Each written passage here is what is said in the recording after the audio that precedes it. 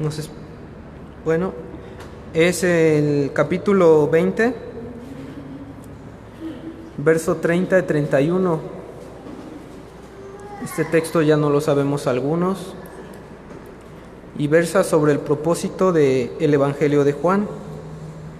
Vamos a leerlo todos juntos. Dice así: hizo además Jesús muchas otras señales en presencia de sus discípulos, las cuales no están escritas en este libro, pero éstas se han escrito para que creáis que Jesús es el Cristo, el Hijo de Dios, y para que creyendo tengáis vida en su nombre. ¿Cuál es el propósito del Evangelio de Juan? Que creamos En Jesús. Señor Jesucristo. Vamos a pasar a la predicación. Va a pasar nuestro hermano y pastor Carlos. Adelante. Sean todos bienvenidos, hermanos, al estudio que tenemos entre semana. Como saben, estamos reflexionando sobre el Evangelio de Juan, un evangelio altamente cristológico, y en eso radica su valor, en que al ser un documento altamente cristocéntrico, el beneficio para nosotros es muy grande. Y estamos específicamente estudiando el capítulo 4. Yo les animo a que, si sus niños saben leer, también puedan aprovechar el momento, o alguien les preste una Biblia, ¿verdad? O les hagan partícipes. Regularmente no vamos a otros textos, excepto al que tenemos frente a nosotros. Y hoy estaremos reflexionando sobre Juan capítulo 4. Recordemos que el capítulo 4 es el capítulo que versa sobre la charla entre Jesús y una mujer samaritana. Recordemos también que el versículo medular del capítulo es el versículo 10, en donde el apóstol Juan nos explica que la finalidad de esta charla es que la mujer pudiera saber dos cosas. La primera, ¿qué es el don de Dios? Y la segunda, que la mujer pudiera saber quién es el que habla con ella. Y sabemos por muchos pasajes, específicamente por el contexto inmediato, que el don de Dios en este contexto es la vida eterna que nos ofrece Cristo Jesús. Confirmado por lo que dice el apóstol Pablo en Efesios 2, 8 y 9, porque por gracia sois salvos por medio de la fe, y esto no de vosotros, pues es don de Dios, no por obras, para que nadie se gloríe. Y con respecto a quién es Jesús de Nazaret, quién es este judío que aparenta ser un rabino, hijo de un carpintero, humilde, pues el capítulo 4 al menos nos da 4 significados sobre quién es Jesús de Nazaret. En la primera sección que ya estudiamos, se nos presenta a Jesús de Nazaret como el dador del agua viva. ¿Recuerdan esa sección? En donde Cristo se presenta como el dador del agua viva, quien puede saciar la necesidad de todo hombre sin Dios. Agua viva como el símbolo de la vida eterna. En segundo lugar, cuando la mujer es confrontada, a Jesús de Nazaret se le presenta como el profeta de Dios, quien revela todas las cosas ocultas del corazón. En un sentido, eso es lo que hace la palabra profética. Atraviesa todo nuestro ser y nada queda oculto ante la presencia de aquel que está en el trono, a quien debemos dar cuenta.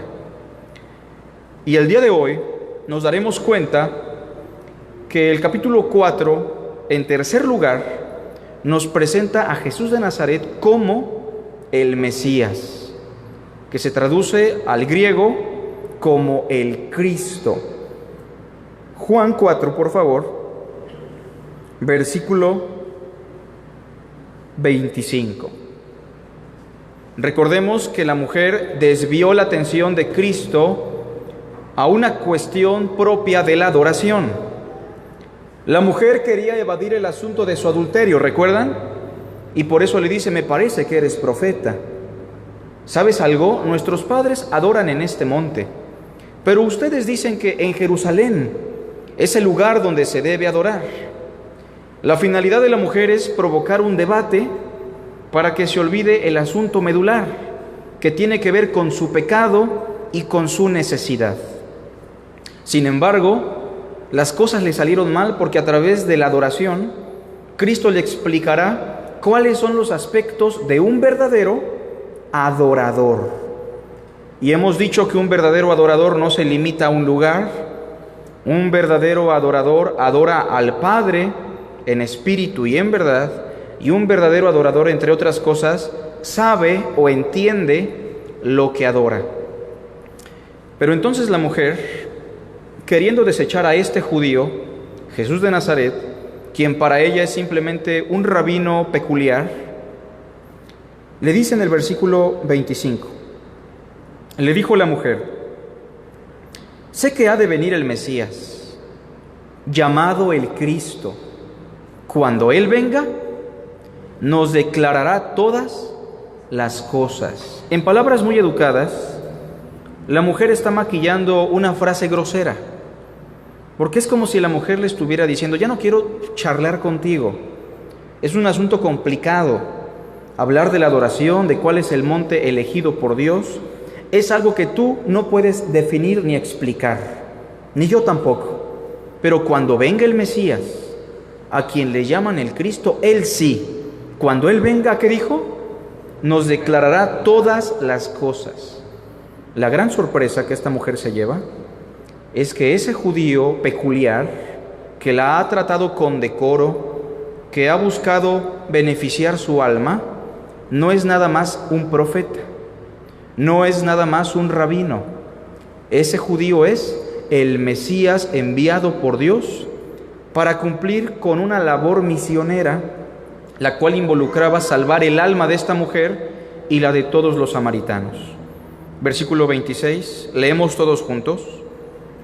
Jesús le dijo: yo soy el que habla contigo. Yo quiero que puedan dimensionar la grandeza de este pasaje, hermanos, porque estamos hablando del Todopoderoso hecho carne, del Creador del universo, de los ángeles, del dador de la ley, del dador de la vida, humillándose a tal grado en una labor misionera para platicar con una mujer adúltera insignificante que, entre otras cosas, menosprecia la charla. Pero esta última frase, yo soy el que habla contigo, le cambió por completo la mentalidad a esta mujer. Y al cambiar su mentalidad, cambió por completo su forma de ver la vida. Inmediatamente el versículo 27 nos dice: en esto vinieron sus discípulos y se maravillaron de que hablaba con una mujer. Sin mencionar que era samaritana, ya se maravillan por el hecho de que Cristo hable con una mujer. Recuerden que las mujeres en Medio Oriente, muy probablemente hasta la fecha en algunos sectores, eran vistas como una mascota. Eran tan valiosas como un camello. Así de denigrante era la cuestión de la mujer, o es en algunas regiones dominadas en Medio Oriente. Y el hecho de que el Mesías se humille, se sobaje al punto de charlar con una mujer, significa que para el Mesías la mujer es valiosa. Juntamente con el hombre, el ser humano, por ser imagen y semejanza de Dios, es valioso. Como esa oveja que se perdió y el pastor la busca porque es valiosa. Como esa moneda que se pierde y la mujer barre hasta encontrarla porque es valiosa. Como ese hijo que se perdió y se desvió del camino y regresa a la casa del padre, y el padre lo recibe con gozo, tanto que manda a matar el becerro gordo, porque para el padre ese hijo es valioso. Los seres humanos somos valiosos para Cristo y para Dios. Sin embargo, verso 27, ninguno dijo: ¿qué preguntas? ¿O qué hablas con ella? Simplemente estaban maravillados. Usted, hermana, necesita un encuentro personal con Cristo. Más allá de si su esposo, más allá de si su familia, más allá de si alguien está muy involucrado en las cosas del Señor. Usted necesita un encuentro personal con Cristo como esta mujer adúltera. Sea usted una adúltera o no, lo necesita. Y me refiero a la mujer en este sentido por el contexto en el cual estamos estudiando. Pero por no exagerar, todos nosotros necesitamos un encuentro personal en algún punto de nuestra vida con Cristo Jesús. Verso 28, algo pasó con la mujer. Algo caló su corazón de manera muy profunda. Entonces la mujer dejó su cántaro. Hermanos, ¿a qué fue la mujer al pozo? A sacar agua. El agua era vital para la mujer, como para usted. Usted tiene la facilidad de comprar agua en la tienda, pero estas personas tenían que cargarla durante un trayecto muy largo y cansado.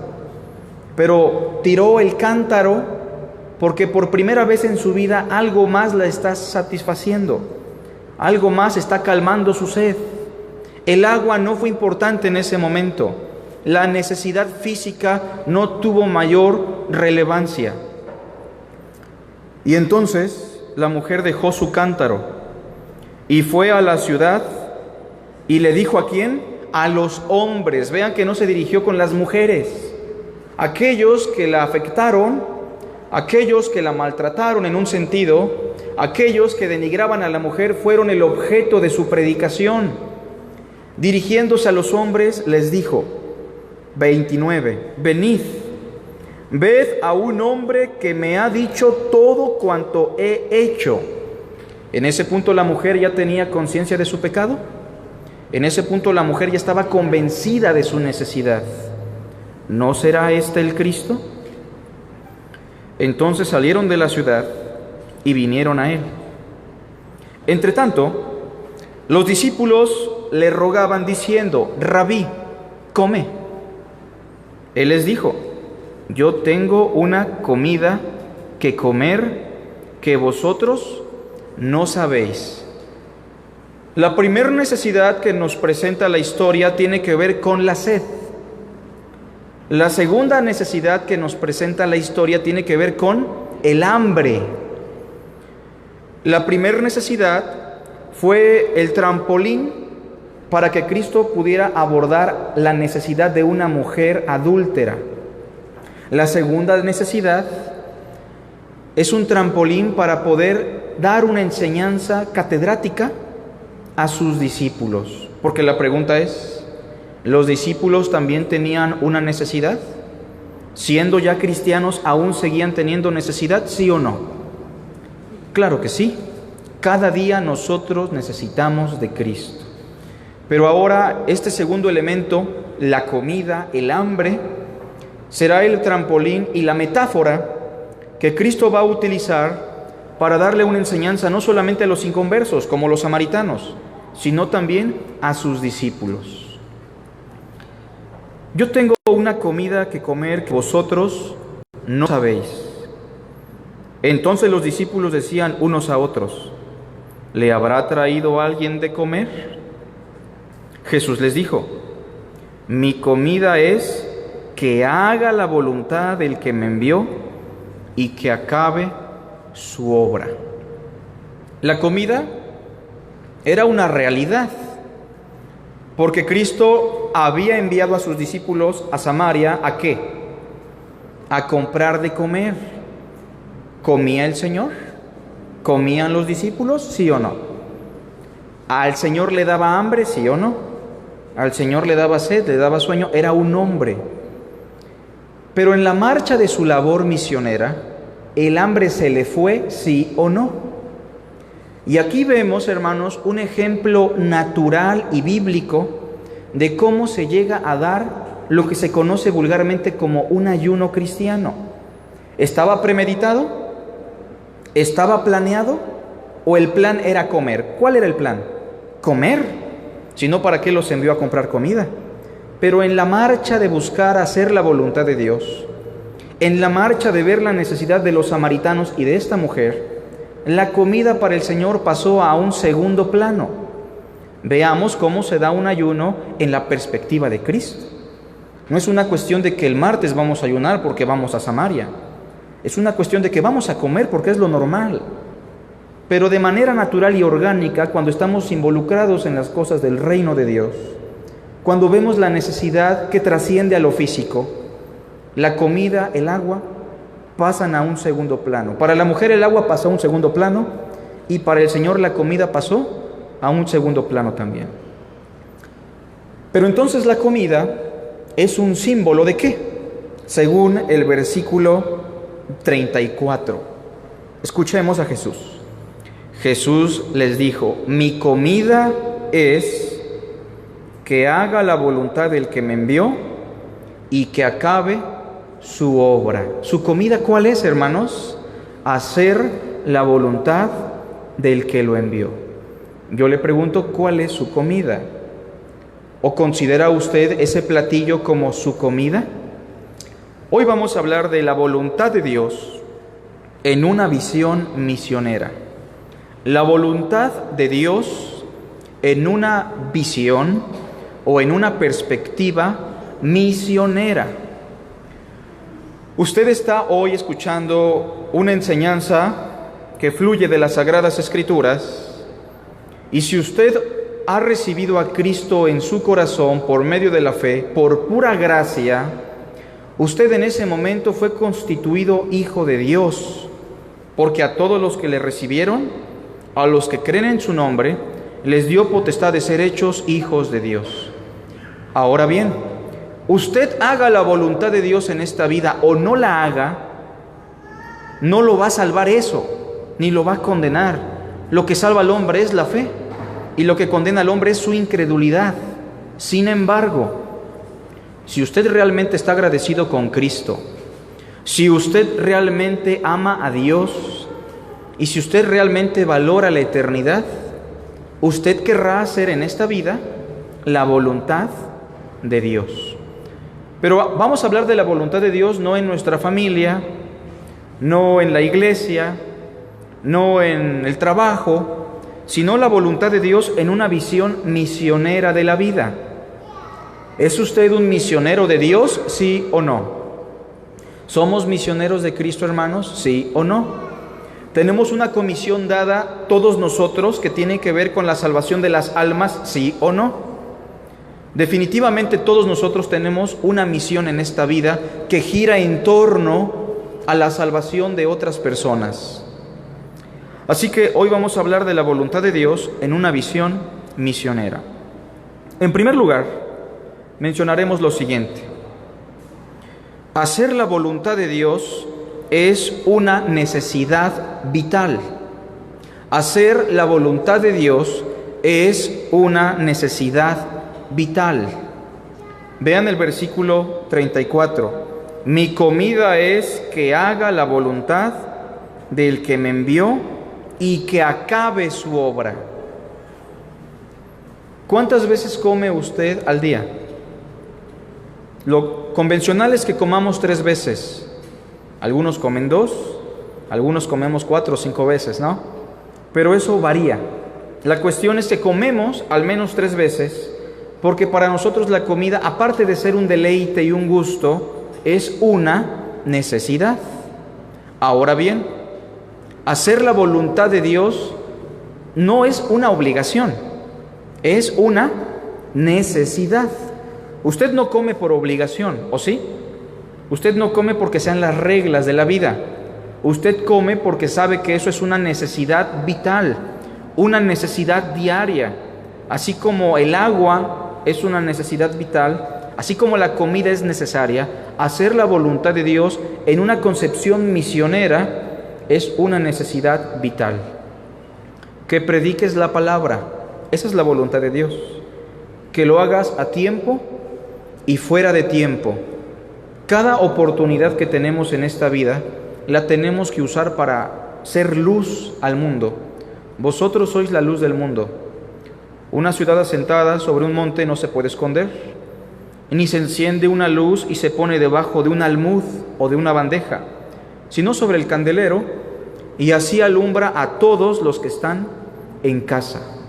Así alumbre vuestra luz a todos los hombres, para que vean vuestras buenas obras y glorifiquen a vuestro Padre que está en los cielos. Cuando usted le comparte a una persona el Evangelio de Cristo, no lo vea como una obligación, aunque lo es. Pero más allá de una obligación, usted véalo como una necesidad para usted mismo.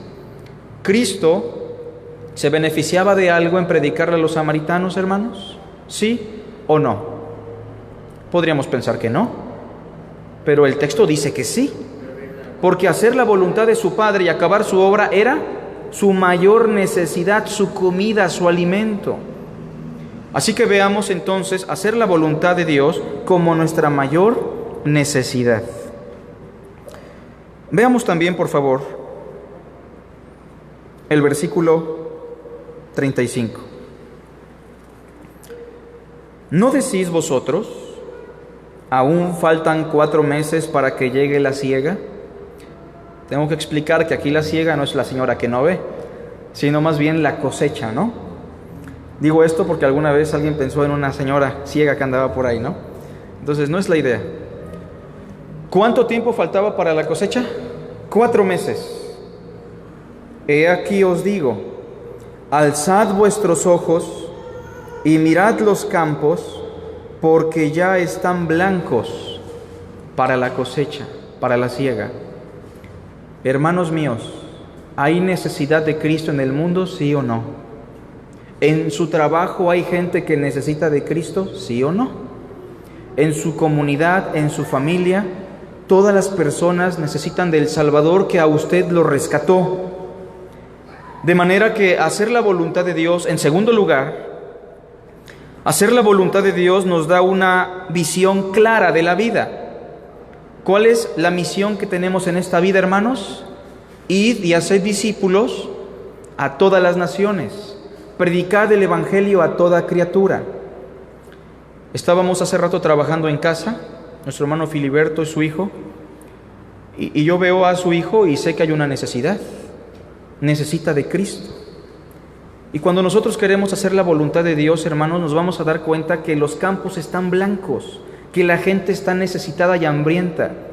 Querer hacer la voluntad de Dios en una perspectiva misionera nos lleva a la conclusión de que todas las personas necesitan de Cristo y que están receptivas.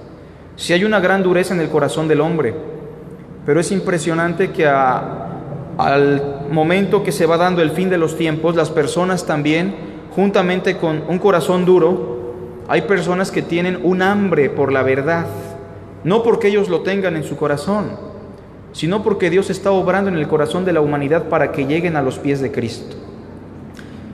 Lo que usted estudia, lo que usted trabaja, lo que usted hace, ¿lo hace teniendo esa visión de hacer la voluntad de Dios como un misionero a la semejanza de Cristo? ¿O usted escogió su trabajo para ganar más dinero? ¿O usted estudió la carrera que estudió porque sabía que iba a ser la mejor carrera? ¿O usted vive donde vive porque quería tener una buena comunidad? Todo lo que hagamos tiene que girar en torno a la voluntad de Dios, tener una visión clara de la vida. Me preguntaba un joven hace unas semanas qué carrera tenía que escoger, ¿no? Y entonces vean que preguntas como ¿con quién me voy a casar? ¿Qué voy a estudiar? ¿De qué voy a trabajar? Son preguntas que deben girar en torno a esto. Preguntémonos qué tipo de trabajo me puede ayudar a llevar el Evangelio de Cristo a otros. Conozco una persona que estudió para la política. Pregunta a mis hermanos, ¿es un trabajo donde se le va a facilitar llevar el mensaje de Cristo? ¿Cómo ven? ¿Creen que en la política va a ser fácil eso, hermanos? Yo no dudo que no pueda hacer mucho. Yo creo que se puede hacer algo. Pero habrá más trabas ahí, definitivamente, a que si nuestro hermano o hermana se dedicara a una labor como la enfermería, la medicina, o a una labor en donde puedes tratar con una persona vulnerable que está necesitada sin ningún impedimento. Y entonces muchas veces buscamos una carrera por el hecho de que es redituable, de que es cómoda, pero ¿qué tipo de carrera, qué trabajo me puede llevar a personas que tengan necesidad? Por lo general todas, pero hay trabajos que definitivamente están confabulados con Satanás. Los reinos de este mundo están bajo el maligno. Y eso nos debe dar una visión clara de la vida. ¿Con quién me voy a casar? Para aquellos que están solteros. ¿Puedo predicarle a otros de Cristo si me caso con una mujer inconversa, sí o no? Puedo, pero ¿se me va a complicar, sí o no? Claro que sí. O si usted, en el caso de las solteras, ¿verdad? Como mi hermana y mi cuñada, o los solteros, si se casan con una pareja que no tiene a Cristo, no van a poder desarrollar esa voluntad de Dios que el Señor tiene preparada para ustedes. En ese sentido, mis hermanos, hacer la voluntad de Dios nos da una clara visión de la vida, una perspectiva clara de nuestra vida en este mundo. Número 3, veamos el versículo 36. Y el que siega, o sea, el que cosecha, ¿qué dice? Recibe salario y recoge fruto para vida eterna. Se habla de una paga, se habla de un salario. ¿Dios te va a pagar por hacer su voluntad? ¿Sí o no? ¿Dios nos va a pagar por hacer su voluntad, hermanos? ¿Sí o no? ¿Cristo tuvo una paga por hacer la voluntad del Padre? ¿Sí o no? ¿Qué dice Isaías 53? Verá el fruto de la aflicción de su alma y quedará satisfecho.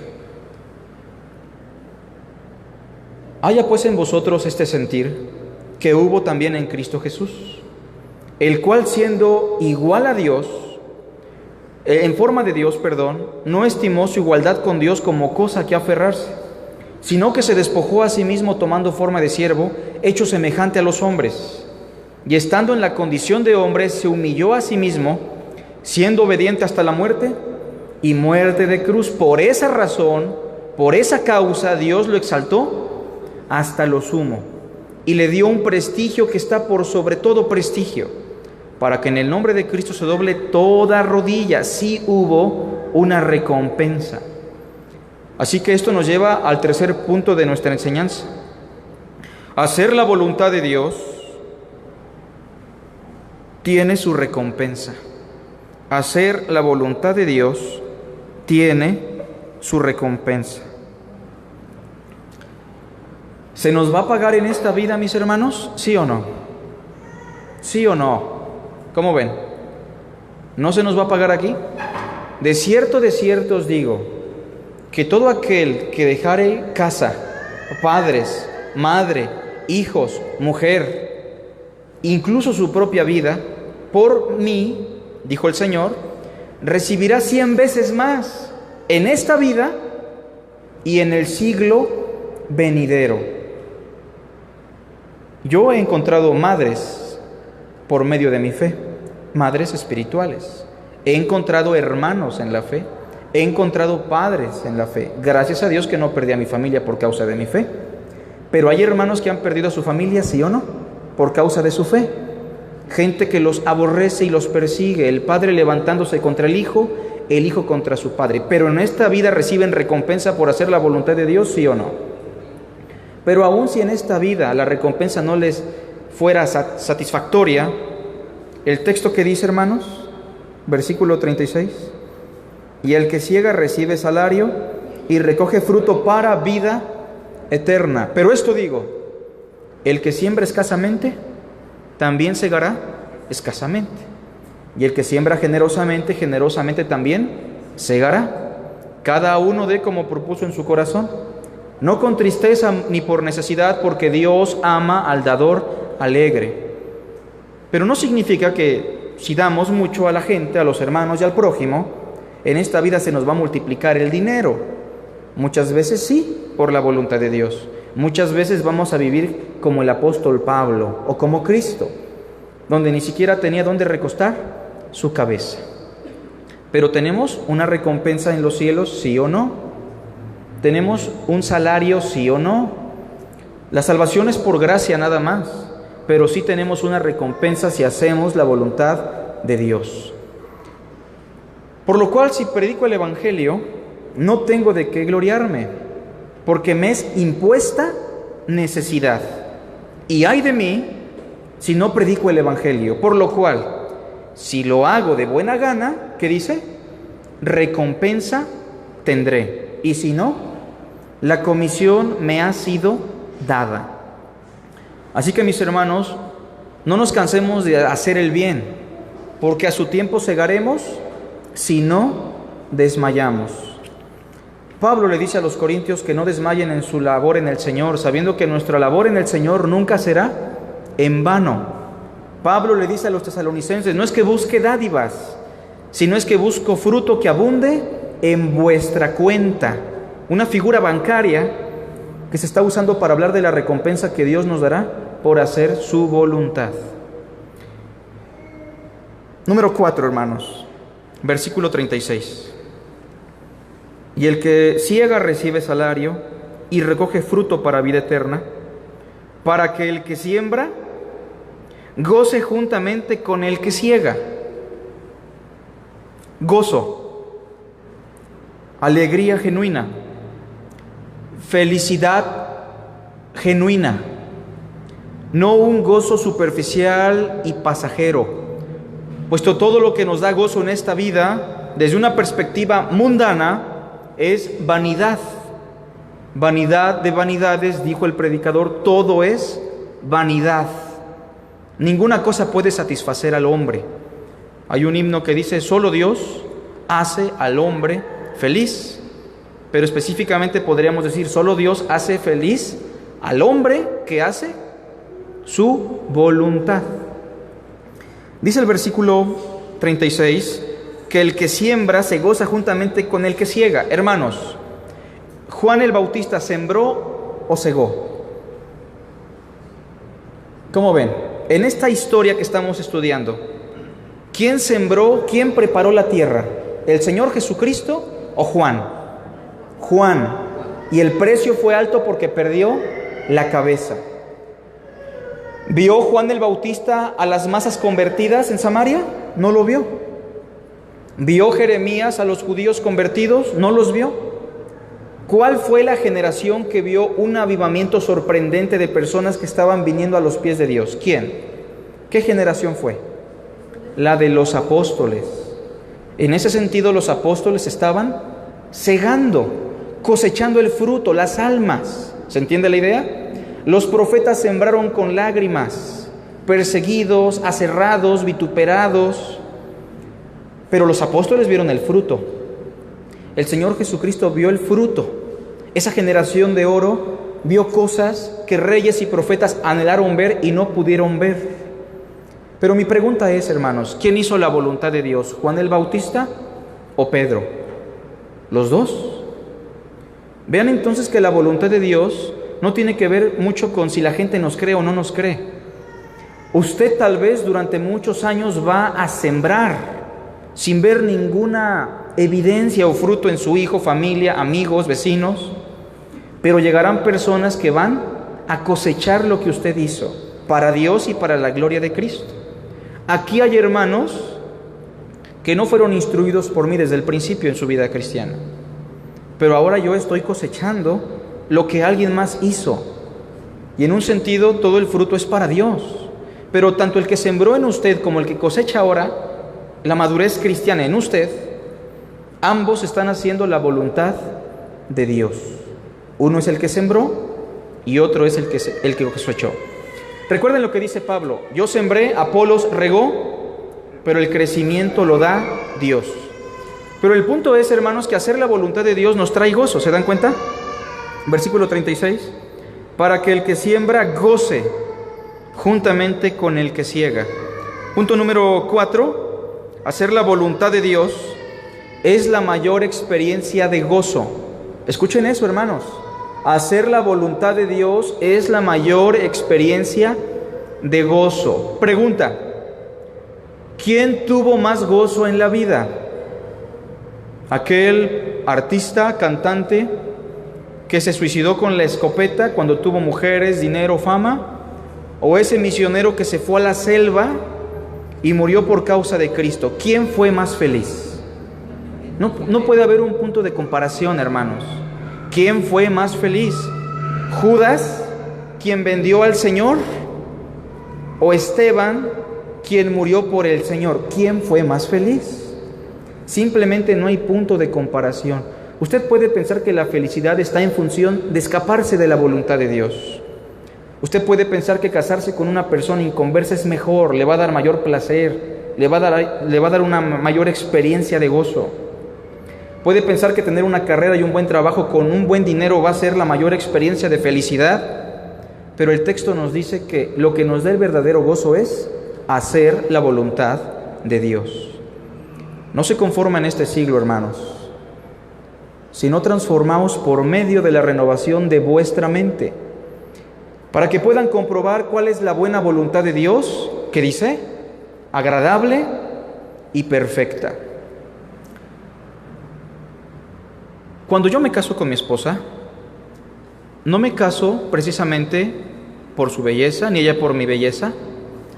No nos casamos por nuestra inteligencia, no nos casamos por emociones meramente, aunque había emociones. Cuando yo conocí a Greta, a mi esposa, yo vi el matrimonio como un llamado de Dios, de la misma manera como vi el pastorado como un llamado de Dios. Y aunque no nos amábamos, porque ninguna pareja se ama cuando se casa, eso es una mentira que ha forjado el mundo, empezamos a conocer el amor en el matrimonio y a desarrollarlo poco a poco, entregándonos el uno al otro gradualmente, con dificultades. Pero el punto es que cuando yo veo a mi esposa, cuando yo estoy con ella, puedo darme cuenta que la mayor experiencia de gozo fue casarme con ella, porque era la voluntad de Dios.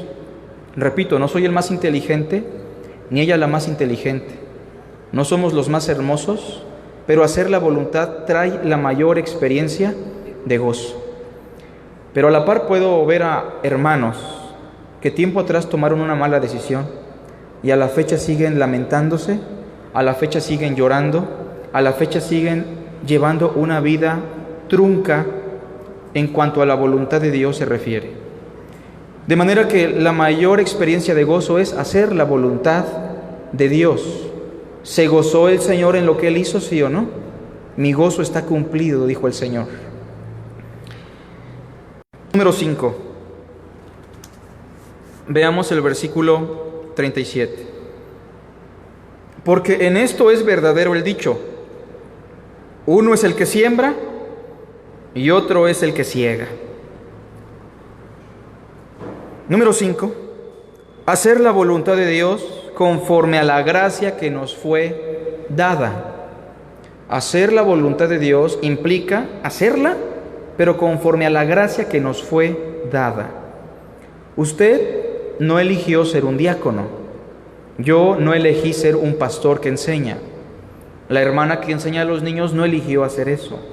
Usted no eligió su vida, su familia, aunque desde una perspectiva podríamos decir que sí.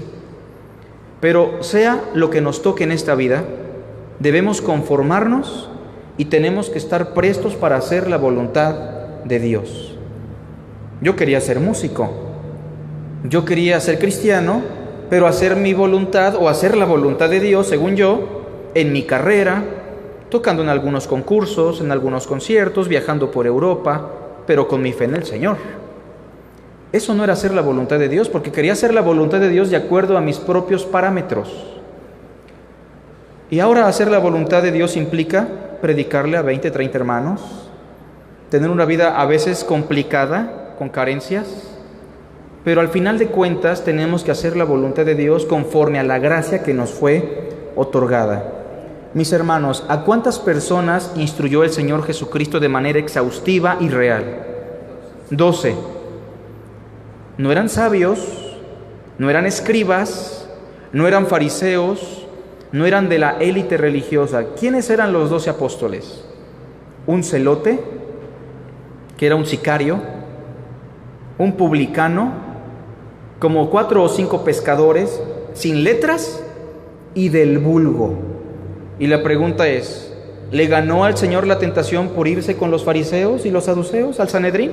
No.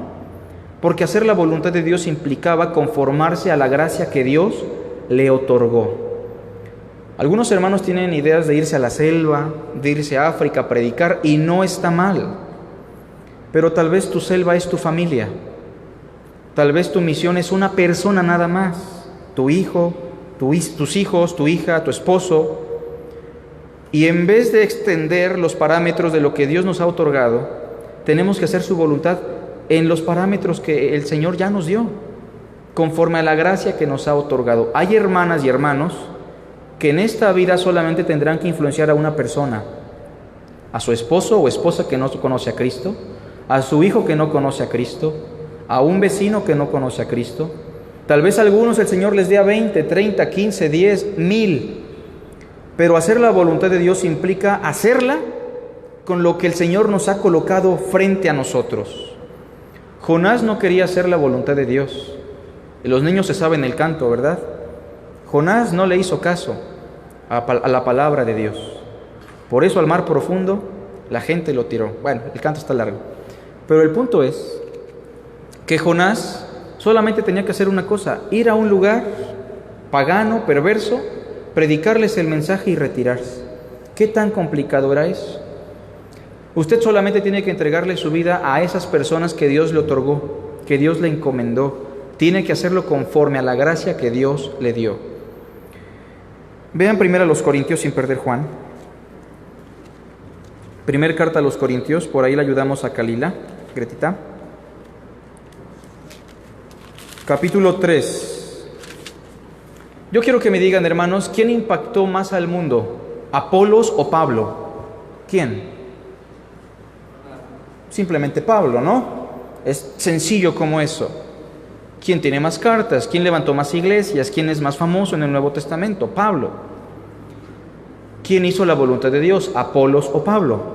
Los dos, conforme a lo que Dios les otorgó. 3, versículo 5, de primer carta a los Corintios. ¿Qué pues es Pablo y qué es Apolos? ¿Qué son? Servidores por medio de los cuales habéis creído, todos juntos, y eso según lo que a cada uno concedió el Señor. No se trata de qué tantas cosas hace usted para Dios. La pregunta es, ¿qué hace usted con lo que Dios le otorgó? Con lo poco que Dios le ha dado. Recordando las palabras del Maestro, el que es fiel en lo poco, también será fiel en lo mucho. Número 5 dijimos, hacer la voluntad de Dios conforme a la gracia que nos fue otorgada. Y número 6, para terminar, hermanos. Vean por favor el capítulo 4 de Juan, versículo 38 y 39. Yo os he enviado a cegar lo que vosotros no labrasteis. Se entiende que lo hicieron los profetas en el antiguo pacto. Otros labraron y vosotros habéis entrado en sus labores. ¿Es la misma obra, sí o no? Sí, en diferentes facetas. Verso 39. Y muchos de los samaritanos de aquella ciudad creyeron en él por la palabra de la mujer que daba testimonio diciendo: me dijo todo lo que he hecho. ¿Creyeron los samaritanos en Cristo? ¿Sí o no? ¿Llegaron a los pies del Mesías? ¿Sí o no? Porque el Mesías estuvo dispuesto a hacer la voluntad de Dios. Número 6. Hacer la voluntad de Dios se traduce en salvación para el prójimo. Salvación para el prójimo. ¿Qué hubiera sido de mí si ese joven no me hubiese apartado en ese sillón verde y me hubiera predicado el Evangelio de Cristo constantemente, tomando su noche, tomando su tiempo y tomando sus fuerzas? Probablemente iba a llegar a Cristo años después, porque soy un escogido de Dios. Pero por la iniciativa de alguien que quiso hacer la voluntad, usted y yo hemos llegado a la fe en Jesucristo. Simplemente al Señor le bastó decir: es necesario pasar por Samaria. Es necesario. Simplemente le bastó sentarse en el pozo unos minutos, charlar con una mujer necesitada, para que esa mujer impactara a todos los samaritanos. ¿Qué le cuesta a usted hablarle de Cristo a alguien más? ¿Se puede ir usted descansando a su casa, dormir tranquilo, sabiendo que le pudo predicar a esa persona que fue a su trabajo, a esa persona que estaba en la escuela, a ese vecino que entabló una charla con usted? Acuérdense que la verdadera comida, la mayor necesidad es hacer la voluntad de Dios, pero en este contexto es hacer la voluntad de Dios en una perspectiva misionera. Recuerde, usted es un misionero, usted es una misionera de Cristo, aunque nadie lo nombre, aunque nadie lo pase al frente y le ponga las manos. Todos ustedes juntamente conmigo somos parte de esa gran comisión. Felipe no era un predicador, Felipe era el diácono de Jerusalén, pero le predicó al etíope, ¿sí o no? Esteban no era un apóstol, pastor, maestro, pero ¿por qué murió Esteban? Por predicar el mensaje de Cristo. Que todo lo que usted haga gire en torno a hacer la voluntad de Dios desde una perspectiva misionera de la vida. Hagamos una oración. Te agradecemos, Señor, por tu gran amor, por tu infinita misericordia, porque siempre nos muestras cuál es tu voluntad, Señor. Yo sé que aquí mis hermanos seguramente están reflexionando conmigo en cómo se han dirigido hacia aquellas personas que necesitan, Señor, de ti, que necesitan de tu Hijo, nuestro Señor, el Cristo. Permítenos ver hacer tu voluntad, Señor, como nuestra mayor necesidad, como algo vital para nuestras vidas, para que podamos encontrar el verdadero gozo, Señor, para que podamos obtener esa recompensa en los cielos, para que, Señor, nos puedas permitir tener una visión clara de la vida y para que muchas almas puedan llegar a tus pies. En tus manos, Señor, ponemos la vida de mis hermanos y hoy, Padre, te ruego que escuches la voz de mis hermanos que están aquí, que te están rogando, Padre, para que ellos puedan hacer tu voluntad. Danos la fuerza, Señor, con el poder de tu Espíritu para hacer lo que a ti te agrada. Te damos a ti la honra y la gloria en Cristo Jesús. Amén. Recordando